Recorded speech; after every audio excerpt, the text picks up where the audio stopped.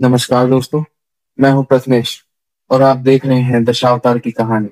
भाग में आपने देखा कैसे हिरण्याक्ष के अंत के बाद उसका भाई हिरण्याक्ष भगवान विष्णु से प्रतिशोध लेने के लिए ब्रह्मा जी से अमरता का वरदान प्राप्त करता है।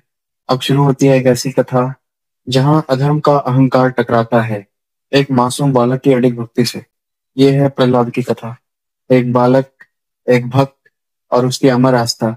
जब हिरण्यकश्यप को वरदान मिला तो उसके शब्द बदल गए, उसका व्यवहार बदल गया। अब वो खुद को ईश्वर मानने लगा।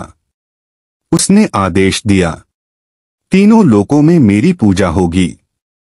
विष्णु का नाम लेना भी अपराध होगा।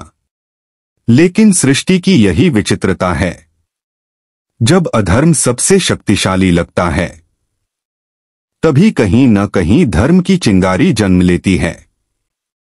और वो चिंगारी जन्मी हिरण्यकश्यप के ही घर में, एक बालक के रूप में।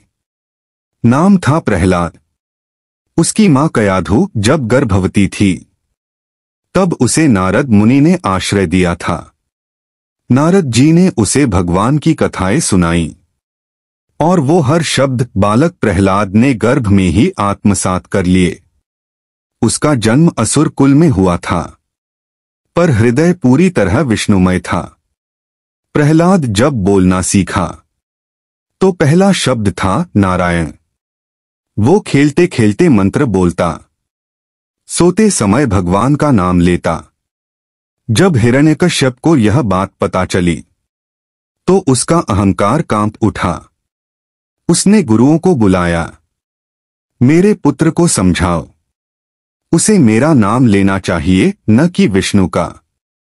प्रहलाद को भेजा गया गुरुकुल में, जहां केवल राक्षसों की नीतियां सिखाई जाती थीं। लेकिन जब भी प्रहलाद से पूछा जाता, सबसे महान कौन है, वो मुस्कराता और कहता, विष्णु। वही पालनहार हैं, वही सबके रक्षक हैं। यह सुनकर हिरण्यकश्यप का हृदय जल उठा। उसने कहा, यदि मेरा पुत्र मेरी नहीं मानेगा तो अब उसका अंत निश्चित है। लेकिन राक्षस यह नहीं जानता था कि जब कोई सच्चा भक्त पुकारता है तो ईश्वर किसी भी रूप में प्रकट हो जाते हैं।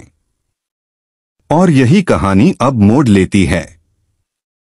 प्रहलाद की आस्था की होगी अग्नि परीक्षा। क्या प्रहलाद की भक्ति उसे बचा पाएगी? क्या भगवान विष्णु स्वयं प्रकट होंगे? जानिए आगे की कथा भाग में। अगर आपको ये भाग पसंद आया हो तो कमेंट करें जय श्री नरसिंह और चैनल को लाइक करें, शेयर करें और सब्सक्राइब करना ना भूलें। धर्म की विजय हो, अधर्म का नाश हो।